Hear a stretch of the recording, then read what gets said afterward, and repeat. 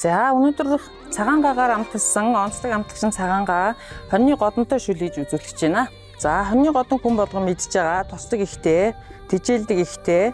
За мөн дээрэс нь хоньноос орсон махаа хийж өгнө. Давс хар перцээр мөн амтлна. Сонгийн сармис үндсэн гол амтлагчин цагаангаа. Цагаангаагаа ямар ч хэлбэрээр хэрчиж болно. Би энэ дотор бол нингийн автгаа хэрчээд хийсэн байгаа. За давс хар перцээ хийгээд өч. За энийг бол шууд усаа хийгээд өөрийнх нь амтлагаагаар амтлаад явсан зөвөө гэж харсан. Яагаад гэвэл маш хурц шүл хийвэл өөрөө год нь өөрөө маш тийм тижээллэг тослог ихтэй байдаг учраас илүү хурц шүл хэрэггүй гэж харсан. За энийг хулуутай гурилаар бүрж өгж байгаа.